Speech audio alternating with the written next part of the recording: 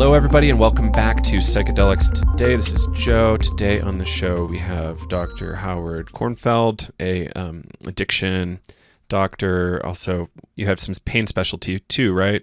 Yes. And yeah, I'm really excited to have you on. We have some conversations to be had around MAPS, Lycos, ketamine, buprenorphine, nuclear armaments, and much more. I'm very excited to dig in with you.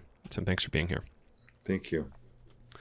So, this nexus of addiction medicine, psychedelic interventions in medicine, and nuclear war, it harkens back for me to somebody like John Mack, who is like really a pioneer of psychedelic medicines and had a lot of anti-nuclear activism as well. I'm kind of curious, did you ever have a chance to bump into him? I did. I actually met him in 1981 when I was Mm. a bit younger physician, but I was an activist and a leader in the prevention of nuclear war. There was what was called the First Congress of the International Physicians for the Prevention of Nuclear War. And John was a delegate, I was a delegate. The group ended up getting the Nobel Peace Prize 4 years later, in 1985.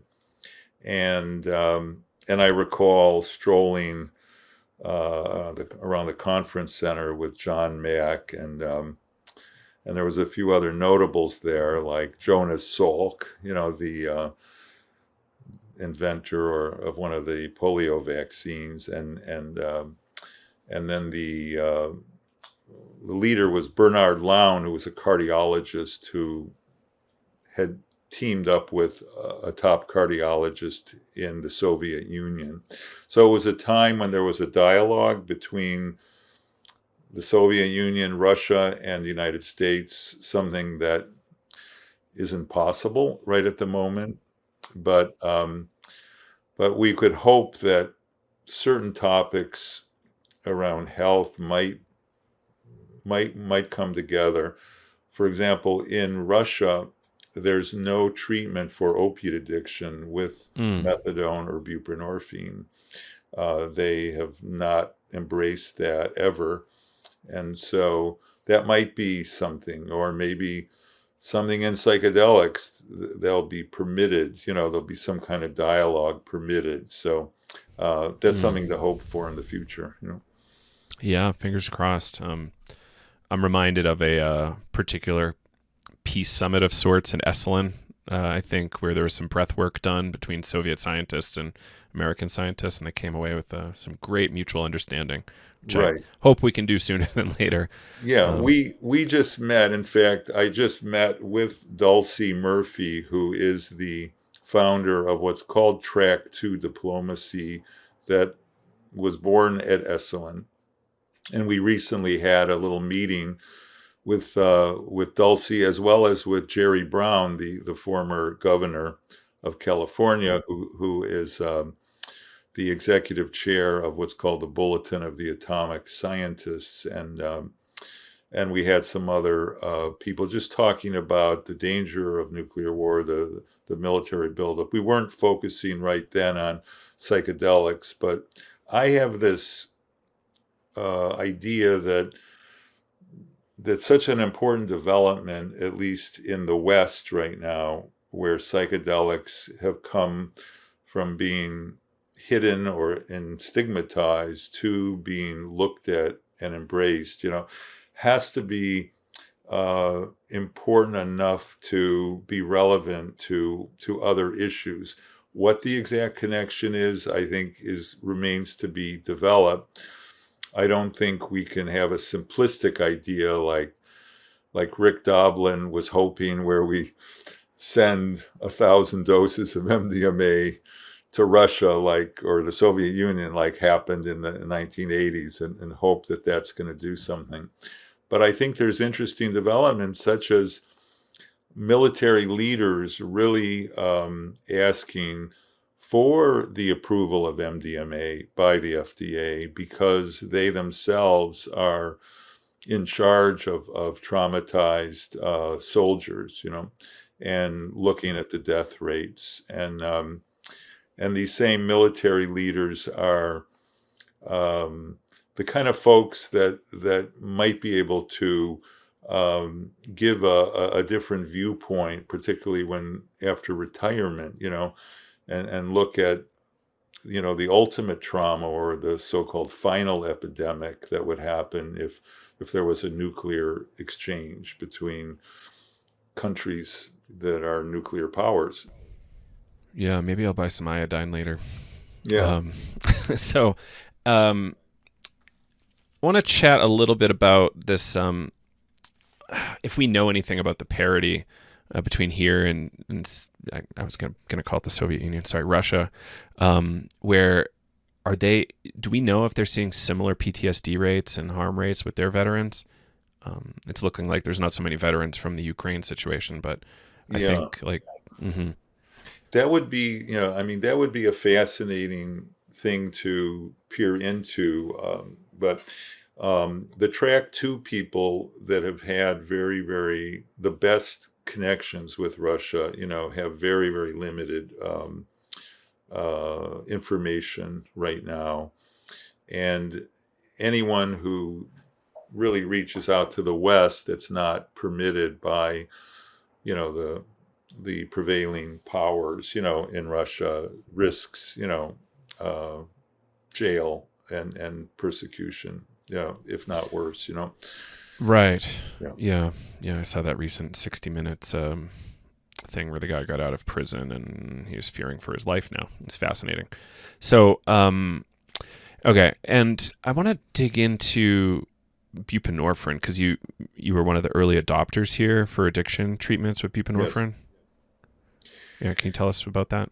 Yeah. Well, buprenorphine, and I'm thinking, I drew connections in this letter I wrote to the commissioner of the FDA prior to the um, to the time that they turned MDMA down, but I did a last ditch effort to say some things to the commissioner of the FDA, and I drew the connection between the potential FDA approval of MDMA for PTSD with the approval that occurred a generation earlier now of buprenorphine for opiate addiction or opiate use disorder. And I see the connection between the two because both are um, controlled substances, potentially abusable substances that that have been proposed for a life-threatening condition. In buprenorphine for opiate use disorder, MDMA for post-traumatic stress disorder, both with high death rates. And buprenorphine was basically invented in the late 1960s, and it wasn't fully appreciated in terms of all of its potentials. But by 1981, it was approved in a very limited indication in the United States as an injection for acute pain. It was recognized as an opiate that had effects on acute pain. And then it just stayed there. And then later on in the 1990s, buprenorphine was adopted in France as a major tool for opiate addiction, almost a decade in advance of the approval in the United States. But the powers that be in the United States, the National Institute on Drug Abuse, as well as the drug company, they realized what an incredible effective tool this was for opiate addiction, but there were barriers. There were barriers to bringing it to market. There was stigma, because it was a drug for addiction, and addiction. People who suffer from addiction, you know, are often considered the sort of at the low rung of respect in our society. And in their own way, although we like to, with the Purple Hearts for the veterans that are injured, we like to think we think more highly of them, but we all know that injured veterans are not particularly prioritized, let's say, in society. What's the priority is when they fight, and when they win. But when they're injured, even one of the presidential candidates, right, made fun of another presidential candidate because he was captured and he was injured, rather than winning. So I do think the PTSD population, although not as stigmatized as the heroin addiction population, is still a stigmatized, marginalized group. And there's not resources. The Veterans Administration has limited capacity, and all of the king's horses and all the king's men, all of the Prozacs and the Seroquels and the psych drugs, that are out there just doesn't do it for these injured veterans or others with PTSD. So just like with heroin addiction, until there was methadone and then there was buprenorphine, there was no real treatment that actually worked for opiate addiction. So here we have buprenorphine, and then we have a valiant effort being put forward by like a partnership of the pharmaceutical industry who invented buprenorphine. This was an invention of free enterprise of the commercial pharma industry in England, and they partnered with the government, the National Institute on Drug Abuse, and they eventually submitted, an application to the FDA. It took quite a bit of effort. It also took some laws to change at both the federal and state level. But finally, in around 2002, we got a FDA approval for buprenorphine.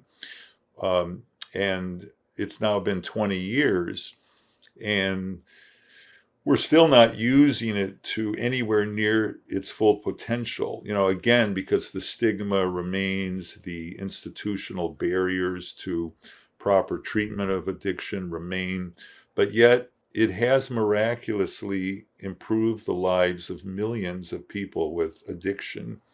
And I'm part of a movement to use it for pain also, because it actually is FDA approved for pain as well.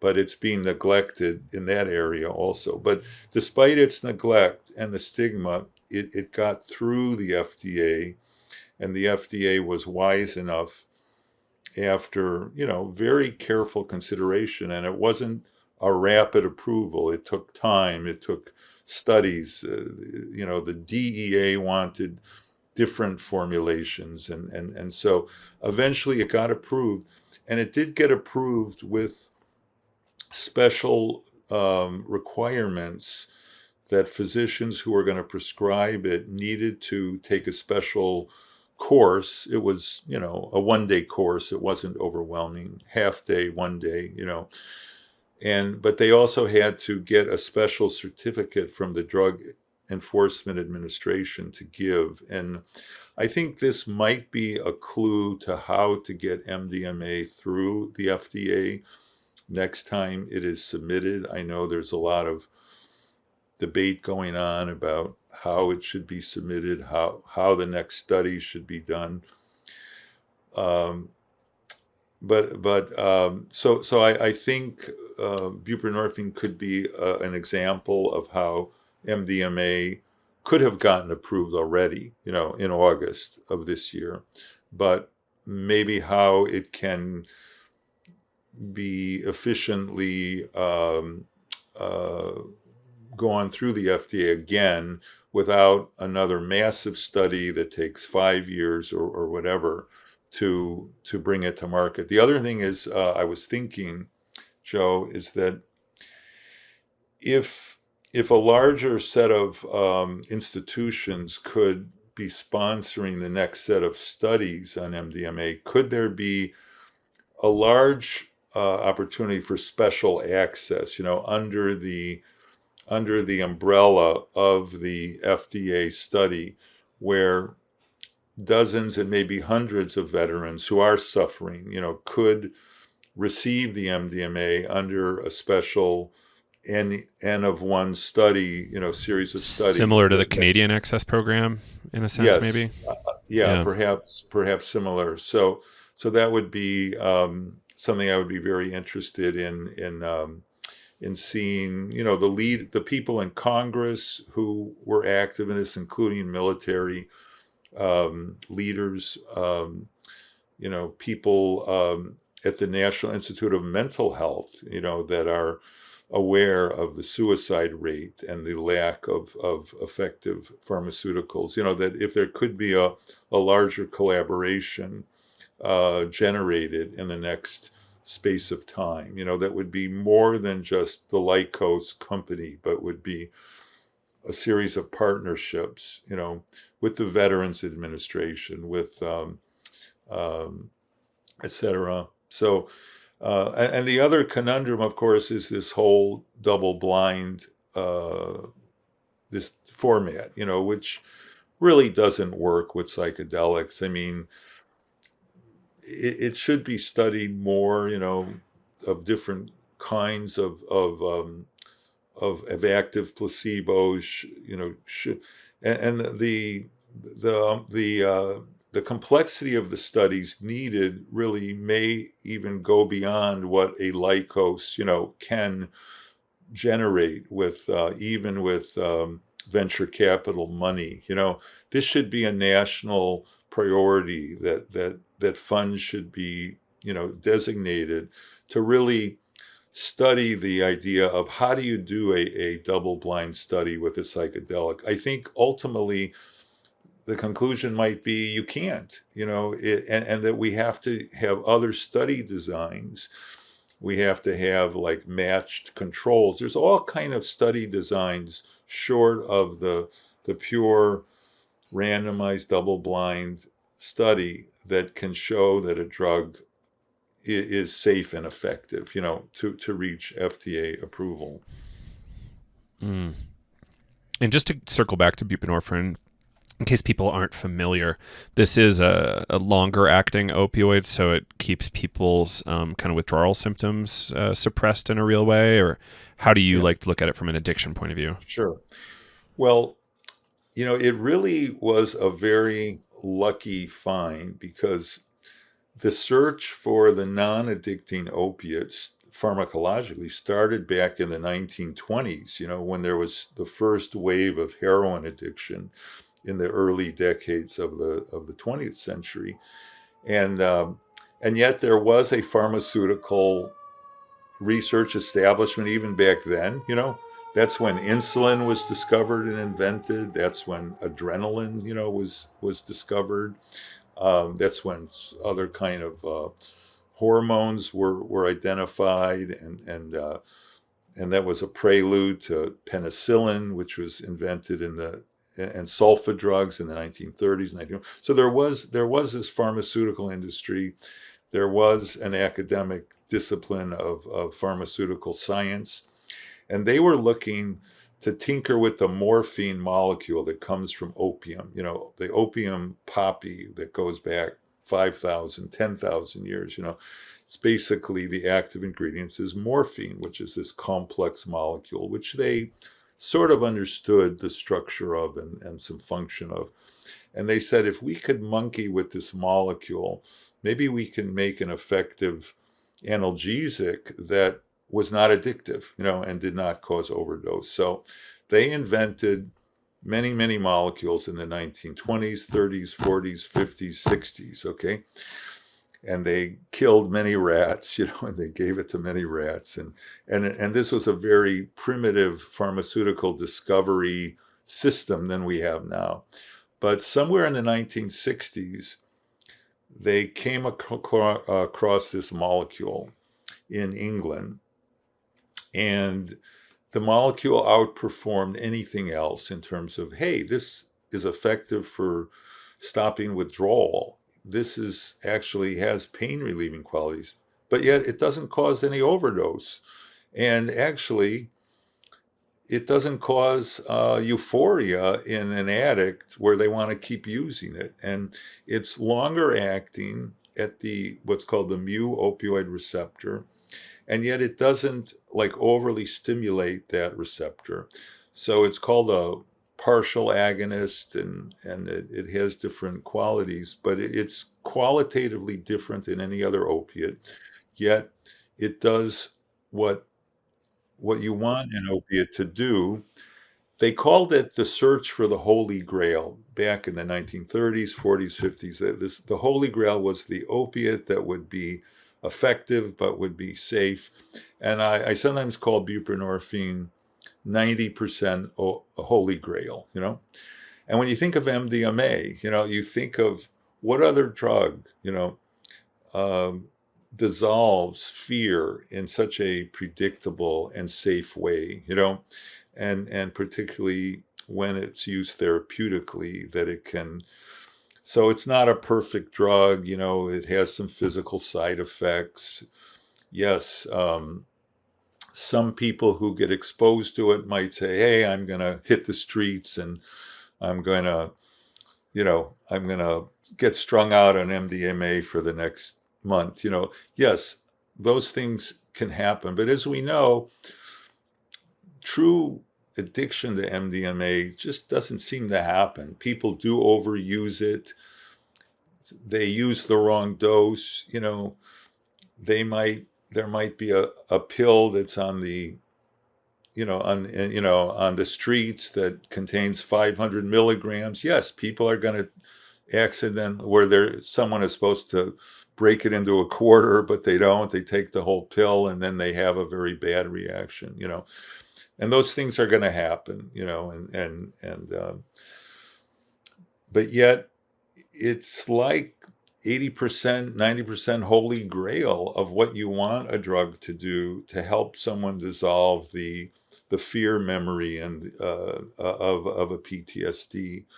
So in that regard, I see the similarity between buprenorphine and MDMA. Mm. Yeah, I like that.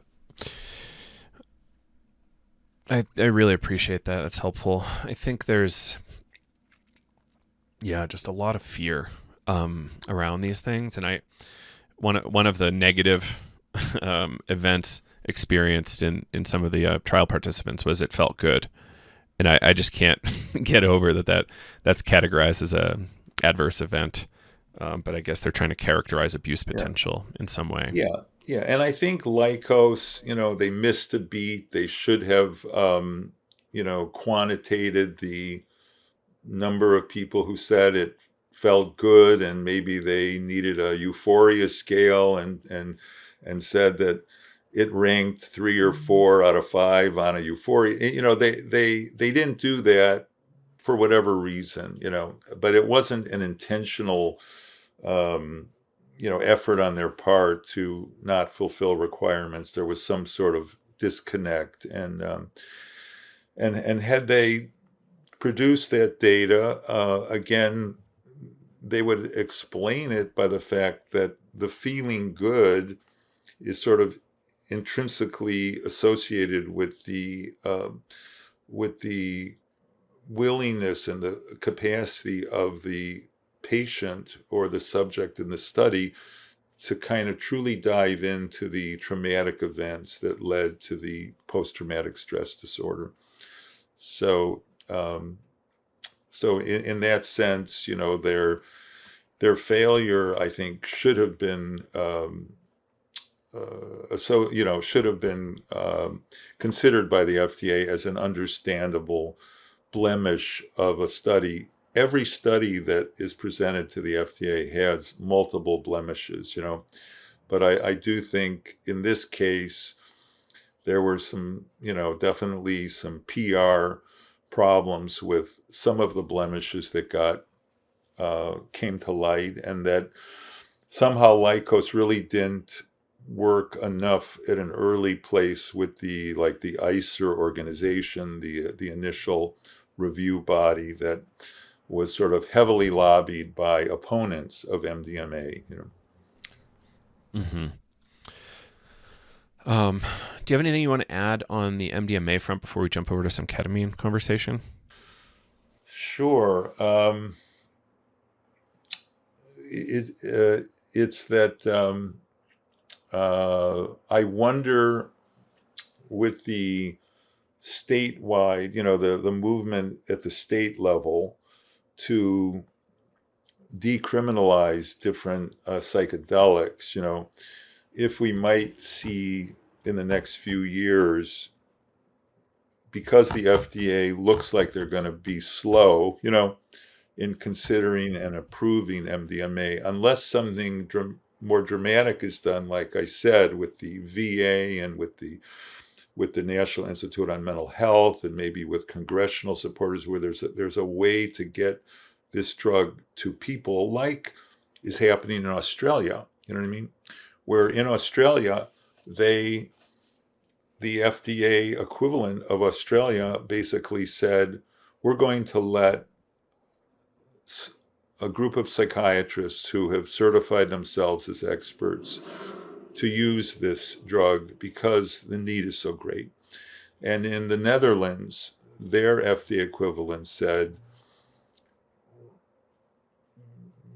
they didn't approve it per se, but they highly recommended that it be approved, not legalized for general use of the public. The study came out against that, but they said medical people should be able to use this drug now or in the very near future to treat trauma in the Netherlands. So unless there's some sort of light at the end of the tunnel that people see, I predict that state level initiatives like the question 4 in Massachusetts that did not mention MDMA, they only mentioned natural substances, but we might see these state initiatives say, well, we want to make MDMA available in this state, to treat trauma victims in this state. So I'm kind of curious if that's going to happen, and I wouldn't be surprised. And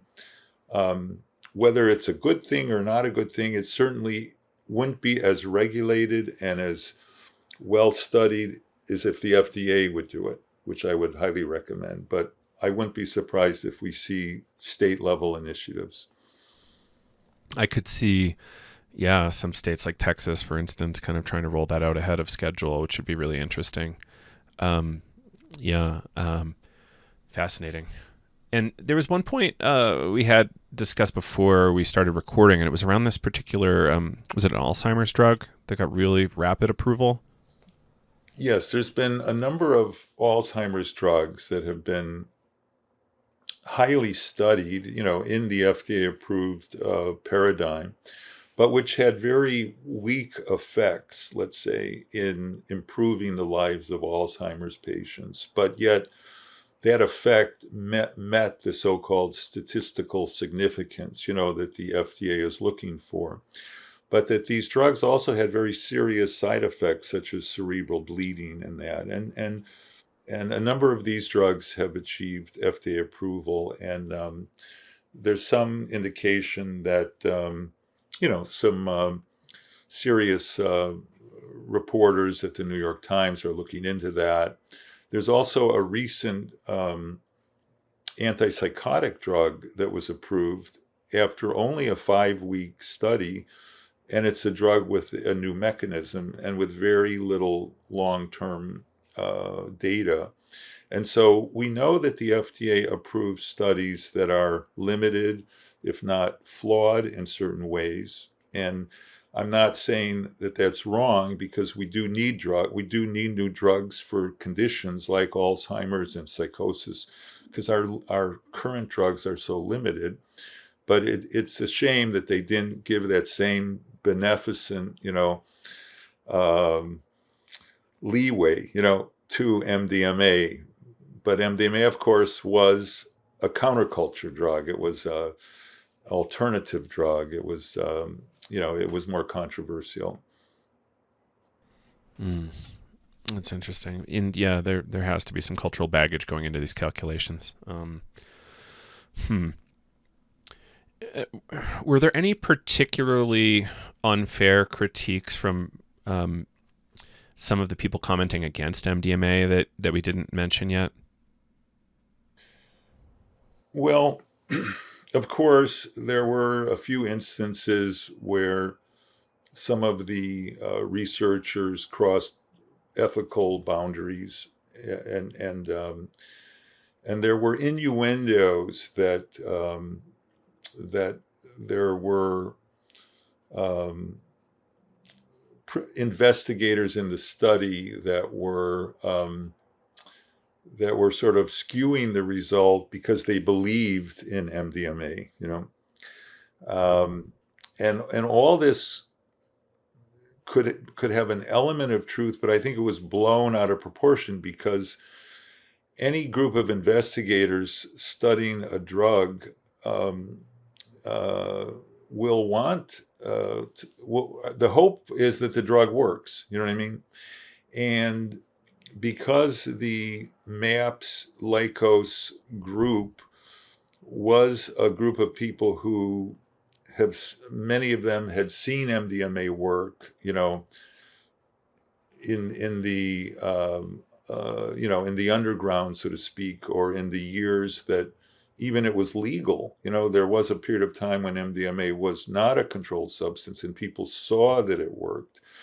So that I think it was unfair to say this whole group of researchers should have been disqualified because they believed MDMA worked. I think that was an unfair criticism, in my opinion. And I also think again the overly concern over the addictive potential when the drug was only going to be given 3 times, under this FDA approval. So, and yet we have drugs like Adderall and we have drugs like OxyContin, which are FDA approved, but approved as controlled substances with many, um, uh, with many precautions, and so that I think overly emphasizing the addictive side was an unfair criticism of the advisory body, and the fact that 1,000 small cuts, led to the death of the project, where each of these little cuts was not inadequate, but because they were kind of piled on, and and and this FDA advisory board, with one exception apparently, did not have any firsthand expertise in psychedelic research. I think that was maybe a problem that should be considered in the future, as these things go forward. Mm-hmm. Yeah. Um, all right, and let's kind of jump to ketamine. Ketamine obviously is a really interesting and hot topic right now. A lot of people are using it as a psychiatric intervention. A lot of people are using it for pain interventions. Obviously, surgeries is used all the time there. Um, what can you tell us about this as a psychiatric intervention, and then like, is there any kind of link from there to addiction? Sure. Or how do we want to do that? Yeah.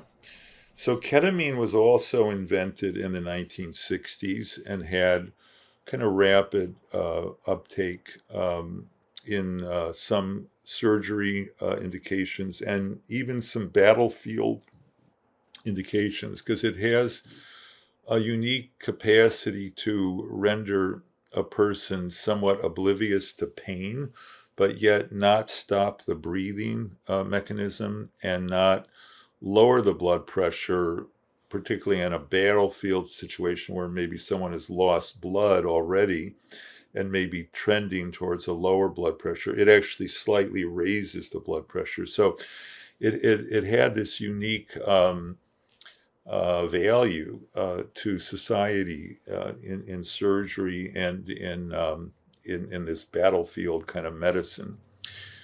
But then, even when I was once an emergency physician, active in emergency medicine, So even back in the 1980s, late 80s and the 90s, we were exploring its use in emergency medicine in all kind of things. Like if somebody had a severe asthma attack and was on the verge of dying, it turns out if you gave them ketamine, it opened up the blood, the bronchi, and you could render the person immobile, so you could put a tube in their trachea and breathe for them. So we used that in emergency medicine, and it was very good. Like when there were people with burns, with severe burns, and you had to change their dressing, yeah, you gave them a little ketamine, and you could do it humanely. And it came into use in emergency medicine in that way. And then they discovered that people with very severe chronic pain conditions, if you gave them an IV drip of ketamine, even for an hour or two, then when the drip was over, this severe pain all of a sudden was much less, and maybe would be relieved for a couple of weeks, and then you might give another treatment. And so the idea of ketamine infusions started to come in. And they also used ketamine after surgery, like when there were patients who were on huge doses of, let's say, OxyContin or something, or methadone, and they had a massive surgery, and then they woke up, and God, they were in pain, but you couldn't give them enough of the opiates, to get them out of pain. But if you gave a little bit of a drip of ketamine, it really, really helped people get through very difficult episodes in hospitals. So it started to be more and more used outside of the strict FDA indication, which was just to put people to sleep for different surgical operations. And then some folks at Yale, as well as the National Institute in Mental Health, were exploring different drugs for psychiatric indications. And they came up with this idea of, why don't we explore something called NMDA antagonism? And so they gave ketamine to some suicidal patients, and all of a sudden, for hours and days, it happened right after the ketamine wore off. They weren't suicidal anymore.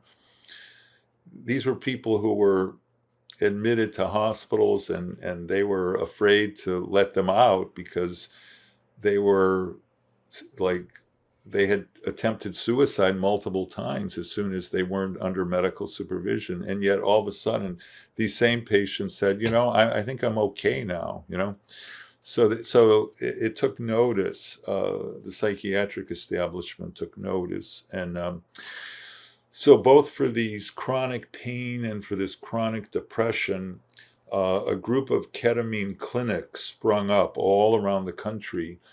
And it wasn't covered by insurance, so it was like a privately paid benefit, so to speak.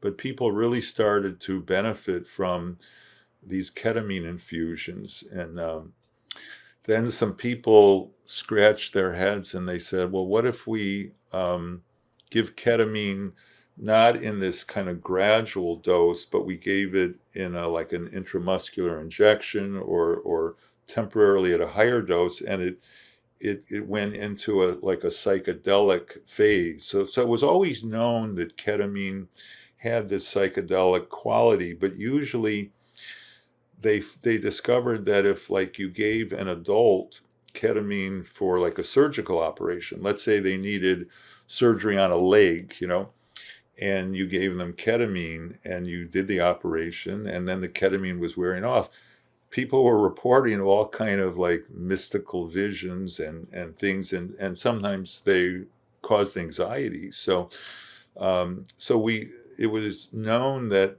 ketamine had this quality.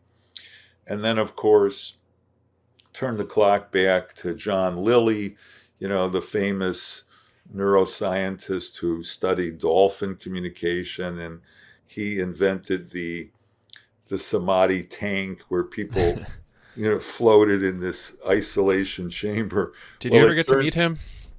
I did meet him because I was at one of Stan Groff's workshops back at Esalen, and Stan tended to attract different people that would drop in. And in fact, John Lilly dropped in one day, and I had a nice walk with him back to the lodge from the big house at Esalen, and he was a little bit, an advocate, if not, for ketamine. And around that time, he also was noted to suffer from ketamine addiction himself and to be one of the more famous ketamine addicts. So it does go back, but in terms of the last decade or so, when ketamine became more used in psychiatry and in pain medicine. And then it was discovered by people who had some familiarity with psychedelic effects, and then it was discovered that either in an intramuscular form or in even a lozenge, that had a higher amount of ketamine in that could be dissolved in the mouth, that you could provide what appeared to be a short-term psychedelic experience for people. And it was a legal drug. So if if you went about things properly, you could provide this treatment legally under the umbrella of off-label use. And I think a whole industry of ketamine emerged, which you and your listeners are almost certainly familiar with. Um, then the question is, what's happening now? So what's happening now is I don't have any exact figures, but there's a general appreciation for a rising incidence of ketamine abuse or ketamine addiction. Sometimes we use this term ketamine use disorder, or it's sort of it's the favorite term under the DSM of the American Psychiatric Association. So we have some ketamine use disorder happening. Um, does a large percentage of people who use ketamine either recreationally or medically get this ketamine use disorder? I would say most likely not. I think it's a fairly small sliver of people who drift into ketamine abuse and ketamine use disorder, ketamine addiction. Unfortunately, that little sliver can create a lot of bad publicity. It can create a lot of anguish in terms of those individuals and their families and friends and their doctors. And so I think, particularly with the death of Matthew Perry, um, and with the awareness of cases, I think in the addiction medicine community, we are seeing these kind of cases more often. And the ketamine, the person who overuses ketamine or uses it addictively is a little bit different than some of the other addictions, because many times these individuals had been benefiting from ketamine, up to a certain point, and maybe had even psychologically healed in some way due to the ketamine, and had actually maybe developed insights into themselves, or maybe mystical or spiritual insights, but then they drift into the ketamine addiction, and they still believe that they're gaining these personal insights, even though they're using ketamine multiple times a day, and their lives are becoming unmanageable. Just and they're becoming powerless over the ketamine, just like the first step of Alcoholics Anonymous. We admitted we were powerless over alcohol, and our lives had become unmanageable. That's what's happening to this small sliver, but this problematic sliver of people with ketamine. And that's my own global assessment of the issue. How would you characterize like a real problem with ketamine versus somebody who's just kind of not as problematic and perhaps like a throwaway term, enthusiast? I don't Right. know, right? Like what else would be a better term Yeah. there? Well, I mean, there's some observations that some people are using the ketamine at parties instead of alcohol, or instead of cannabis, or instead of cocaine. So you have, the party scene, and of course, ketamine can be problematic if the dose exceeds the tolerance of the person, just like alcohol can be very problematic. I mean, how there are probably on any particular weekend, there's probably thousands of people around the country at emergency rooms because they drank too much at a party, and there's probably a certain number of people who are also in a bad state because they ingested an edible that was too strong for their tolerance. But I think when this happens with ketamine, there are risks. There are additional risks around uh, because someone can be immobilized relatively quickly, like perhaps happened to Matthew Perry in a swimming hot tub situation. So I think there's probably a broad spectrum of heavy use, overuse, abuse, addictive use. There's going to be a spectrum like that, and what do some people may really benefit from going to a rehab program, going away from their usual environment and being around other people who are struggling with recovering from an addiction. And in a group, there may really need to be like a detox where they're so addicted to ketamine that when the ketamine isn't there, they will develop like a kind of a panic attack, so they'll need to be treated with some medication. Um, I've been curious because ketamine hits the opiate receptor. It hits many receptors, the NMDA receptor, which is called the glutamate receptor. That's one of them where it's an antagonist, but it also stimulates the opiate receptor. So it gives a bit of that opiate feeling of well-being, or euphoria. And so I'm curious that maybe buprenorphine could be used as a detox drug or something to get someone over the worst part of ketamine withdrawal. And we have seen this in some of our patients, mainly who've had chronic pain and who've had some ketamine overuse, that the buprenorphine has been effective.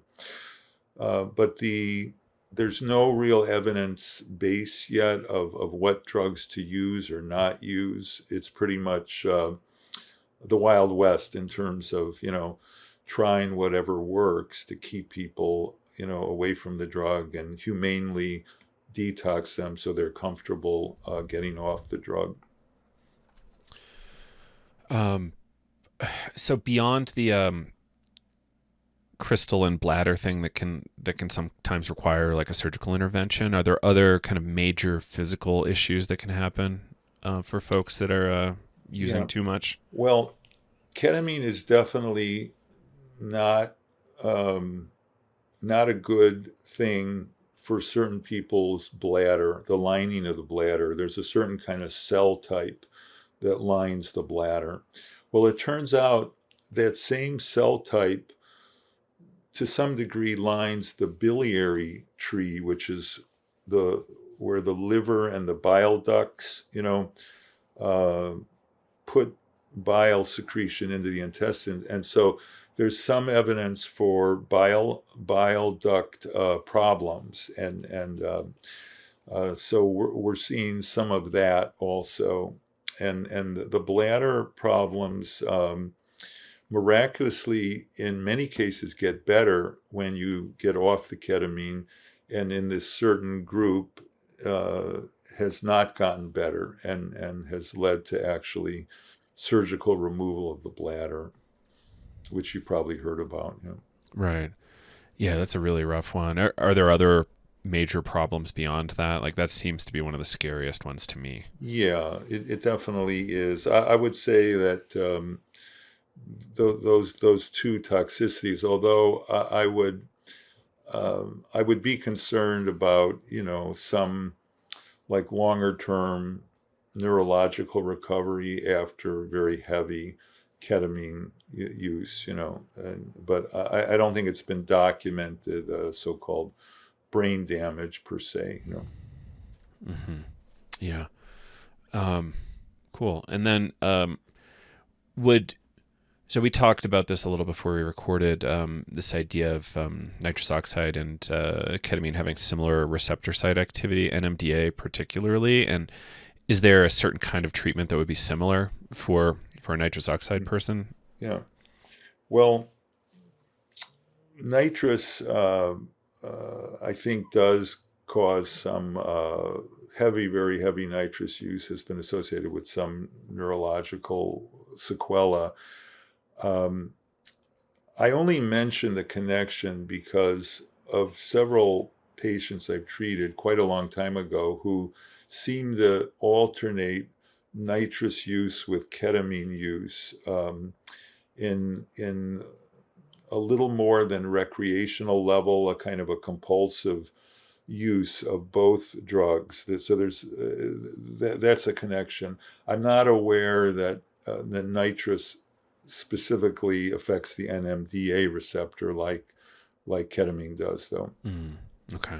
Of course, ketamine is related to this boogeyman drug called PCP, phencyclidine, and there was a period of phencyclidine abuse back in the 1980s, and phencyclidine PCP got this very bad reputation as giving people like superhuman strength to fight the police officers. So it got this bad reputation, and it is more toxic than ketamine, but there's a similar mechanism of action. Hmm. Yeah, I've actually chatted with a number of people in Philadelphia who are still active users, which is still really interesting to me. And yeah, we've actually hired writers to kind of dig into that and kind of the racial implications of ketamine's fine, but PCP's not. It's Right, an right, interesting story. right, Um, right. yeah. Well, I'm curious about this. So addiction, psychedelics, nuclear war.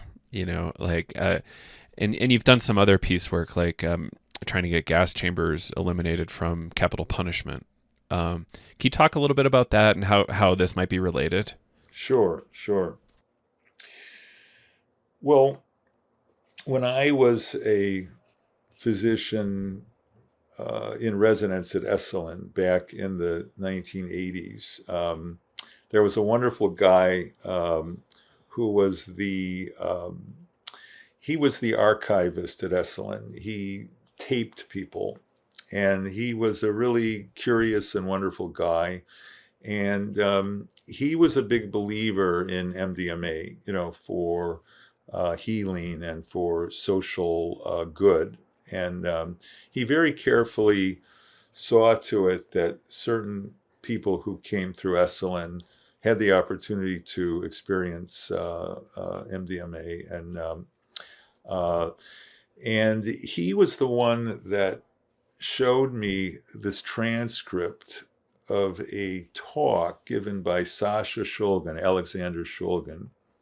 And the name of the talk was Drugs of Perception. But that talk also became known as the talk of why do I do what I do, why I do what I do talk, and this was from a conference in Santa Barbara, at UC Santa Barbara in approximately 1982. That was one of the early psychedelic gatherings that some notable folks were at, that are no longer alive, And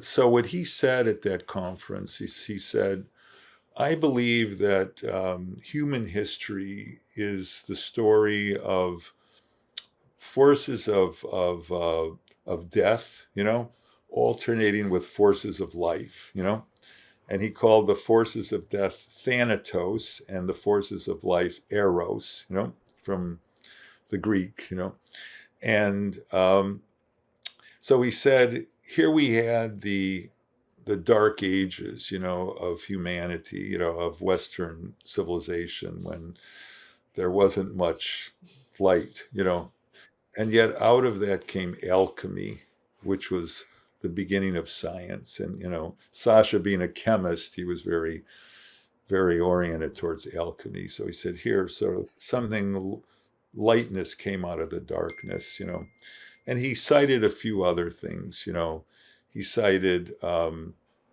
X-rays in the late 1800s, and then at the same time, mescaline being discovered, But that, I mean,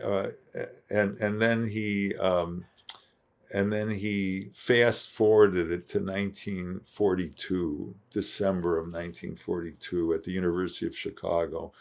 The nuclear chain reaction was invented, and that led to this nuclear age we live in with all of its nightmare potentialities. And yet 3 months later was the famous bicycle trip and the discovery of the psychedelic properties of LSD. So he said, out of the darkness comes the light. And so he said, I do what I do because we live in such a dark time, and I want to invent new tools, to bring lightness and to bring insight and to bring wisdom into the human spirit. So reading that led me to write Sasha a letter about what I was doing at that time on the prevention of nuclear war. And he said, come on over. And so I became friends with Sasha and Anne. So I remembered that when I was asked to give a eulogy for Anne Shulgin at her memorial about a year and a half ago. And so in my mind, in my own life, this prevention of nuclear war somehow was paired with my discovery of the work of Sasha Shulgin and this psychedelic emergence. So I don't really have the key, the master unlocking of that puzzle, but I just have a feeling in me that there's a connection. And the fact that in our current era, in 2024, when the nuclear arms race is building, that there's also a treaty called the Treaty on the Prohibition of Nuclear Weapons that has been adopted by the United Nations, that has been ratified by 70 countries, including some countries where people look a little like us, like Ireland and like New Zealand and like Austria, Of course, it's been adopted by people who don't look like us, that are living in fear of what the nuclear powers are going to do.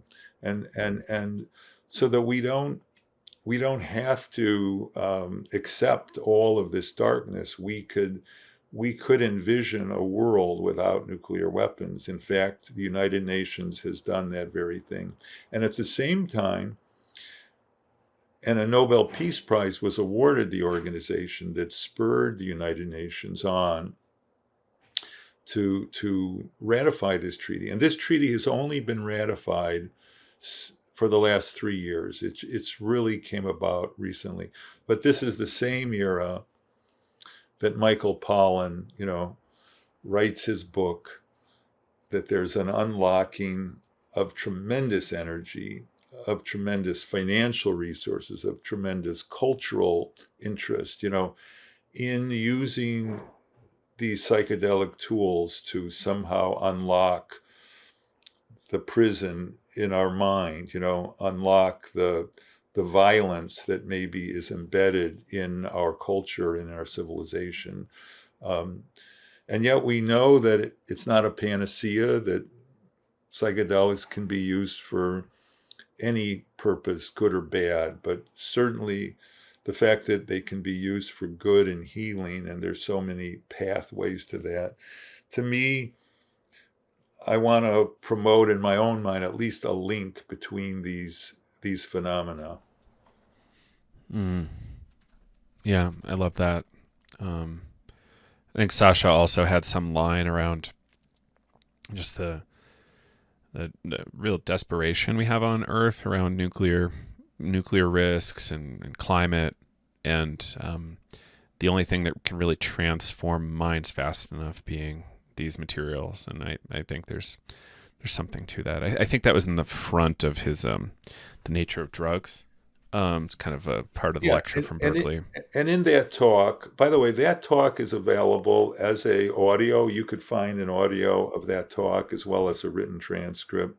Um, but he said, look, we know there are tools. We know there are Buddhist meditation practices. We know there are Hindu practices. We know there are Christian and Judaic practices. We know there are psychological tools. We know there's cognitive behavioral therapy. We know there's all these tools. But are these tools going to be potent enough to counteract what humanity is facing? And we all fear that they're not. And yet we have this world that has yet been explored properly to help unlock mental illness, to deepen spiritual experience. And not only do we have it, but there's traditions that go back thousands of years using these things, so that we could not only look to the future, we could reach back into the richness of humanity. There was a recent book written called Tripping on Utopia. I don't know if you ran across that book, but it's a history of the psychedelic science in the 1930s, 40s, 50s, 60s. It focused on Margaret Mead and Gregory Bateson. Some people feel it tarnished their reputations. I believe that it actually could unlock understanding of these two pivotal figures. And what they were doing back in the 1930s was looking at our civilization. This was even before World War II, before the nuclear. And they were saying, there's something wrong with, Western civilization is sort of homogenizing the entire planet. We're taking over, and all these cultures are withering, at the impact of Western culture. And they were trying to promote the idea of let's look at all these rich cultures, that exist on the planet, and let's use these rich cultures as an antidote to what's going on today. And maybe this will lead to a brighter future for humanity. And I think with the psychedelic renaissance, we could do that. We could look at humanity. The area of drug history also has exploded. About a generation ago, there were literally like 4 academic drug historians in the entire country. Now there's probably, scores, if not, of people really seriously studying drugs. And the author of this book, that was he's a historian, a young historian at UC Santa Cruz, and he dove into this, and he wrote this book. And it's again, not a perfect book. There are some criticisms, but it did this idea of tripping on utopia. that that there is a quality of psychedelic exploration that is inspired to change the course of human history, even though we know that to do that, we have to like do the nitty gritty work and show that it at least helps mental illness and that it helps normal people maybe self-actualize in a greater way, but that it could be a tool that could have wide ramifications. Yeah. Yeah, this is interesting. I've seen this book. I just purchased it as we were chatting, so I'm going to dig into that this evening, Yeah. and I'm very excited. And I agree that drug histories are super important. I think Mike J's recent books have been lovely around mescaline history. I think there was another recent book he had as well. And honestly, not even psychedelic. Richard Miller's Drugged blew my mind. It was such a Yes. great survey of drug history. Um, and there's so much fascinating stuff when we start getting historical. Like I was reading something on Iboga last night and realizing it was just deep in the French pharmacopoeia, and actually athletes were using it to get better performance. So it's Right. really interesting before it was banned. Yeah, yeah. And the Richard Miller book, I've been enjoying that over the years and somehow recently picked it up too. And he starts that book with this excavation in Mesopotamia or in Iraq, or in Turkey, I think it is, and Göbekli Tepe or something like that. And it's 10,000 years old, and it's this incredible, greater than Stonehenge kind of monument on the top of a hill. And although there's no evidence of what led to its building, he speculated, wow, were these people, you know, altering themselves in some way using herbs, using tools that they were finding that would lead them to build this incredible edifice, and it was an interesting speculation on his part. And we do know that when humanity was emerging from the last ice age, essentially 10,000 years ago was the kind of final lifting of the ice age when plants became more plentiful and game and humans started to congregate in villages and utilize plants, and obviously they found plants that had not only medical effects but psychological effects. So I think the fact that drugs and humanity do go together in many ways, and that I often think of the shaman. You have the shaman and you have the chieftain, you know what I mean? And the chieftain is obviously the physically more powerful individual, and can overcome by physical means, and the rest of the tribe, but then the shaman who utilized drugs, who utilized herbs, who utilized healing was also a major force in human development. And I think, unfortunately, in the global situation, the chieftains seem to have a bit excess of power compared to the shamans. And maybe the emergence of psychedelics is a way of saying, hey, we need healers to really step up and become major influences in the world and in our society, rather than just the people who have the guns and the power and the money, Mm-hmm. Yeah, that's beautiful. Mhm. Yeah. Howard, is there anything we might have missed that you'd want to get recorded? Well, you asked me about the gas chamber, so I'll just tell a Yeah, story because it's interesting. So please. I was I did a shift in the emergency room, a night shift, which I was doing back in the 1990s to make ends meet, and and I was driving past San Quentin Prison. I was working in the East Bay, and the Richmond Bridge, for those of you who are familiar with the Bay Area, goes right across San Quentin. And I had the radio on. And they said there was a demonstration against the death penalty. And I had been up all night, which puts me in a slightly altered state of consciousness too, So I said, okay. So I turned off the freeway and I joined this demonstration.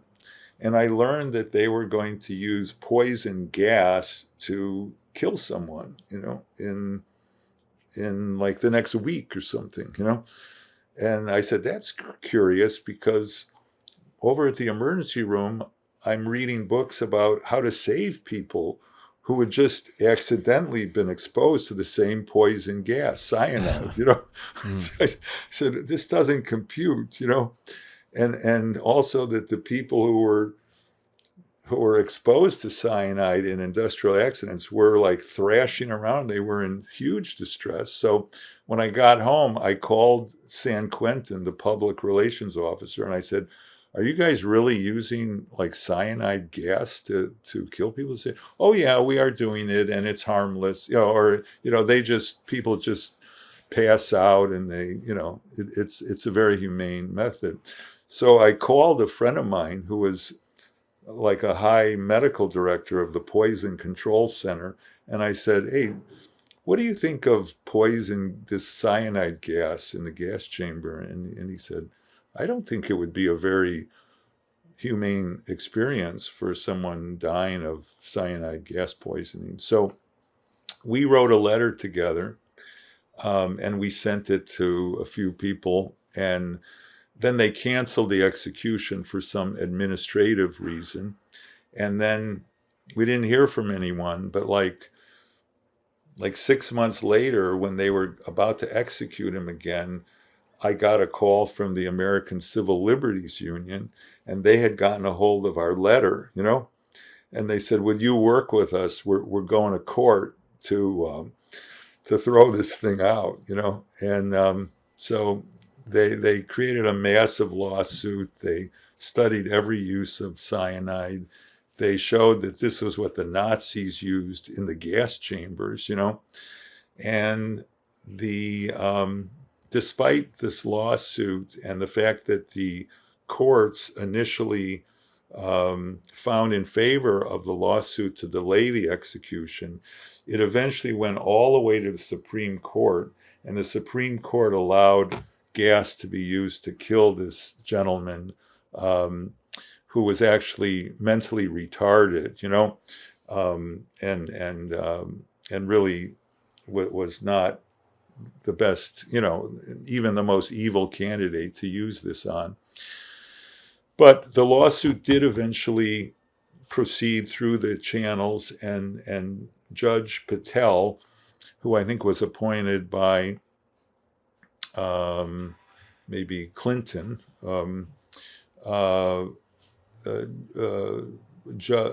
found in favor of the lawsuit and issued a judgment forbidding the Attorney General of the state of California from using the gas chamber going forward.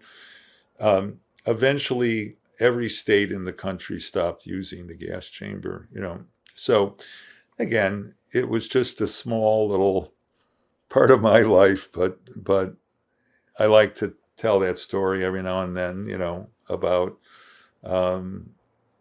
seeing evil and trying to stop it, and obviously nuclear war would be the ultimate evil, and to the degree that all of us can somehow have an impact, I would encourage us to try to have that impact.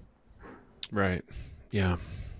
I hope people can learn a little bit about nuclear war on their own and understand why we need to avoid it just about at all costs. Yeah. And there are bills in Congress to join, for the United States to join the treaty on the prohibition of nuclear weapons. And even things like no first use. We don't have a doctrine of no first use. We will not tell the world that. Also, sole presidential authority to start a nuclear war. Where does that come in? How is that? How does that exist right now? No one has changed it. Congress has not changed it. They could change it, tomorrow, which hopefully they will, whoever's elected. But so that there are many steps that can be taken that our congressional leaders can take to lower the risk of nuclear war. Getting rid of the ICBMs. There's no reason they have ICBMs. Those are launch on warning. We have submarines that can decimate the whole planet.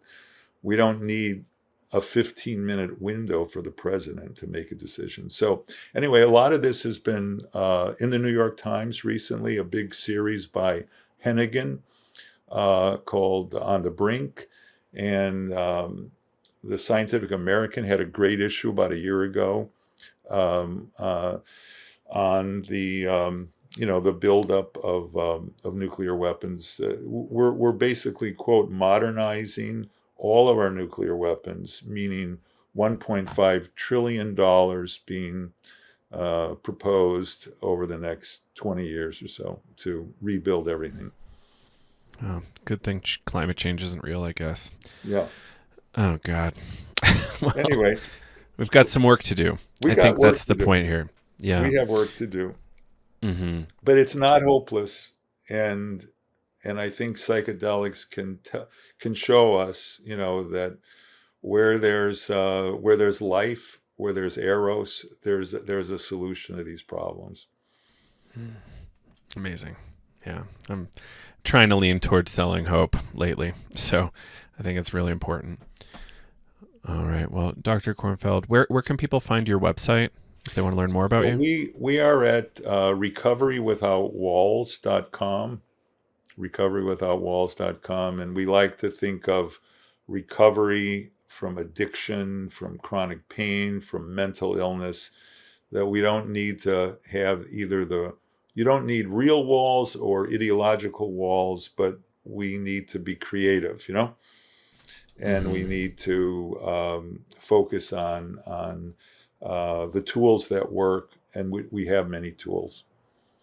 And psychedelics hopefully are going to be one of them. And we have ketamine right now if we use it properly, Mm-hmm. And I don't want to discourage people from using ketamine in responsible ways, Yeah, wonderful. Yeah. All right. Well, thank you so much for joining us. I hope we get to do it again. Okay, take care.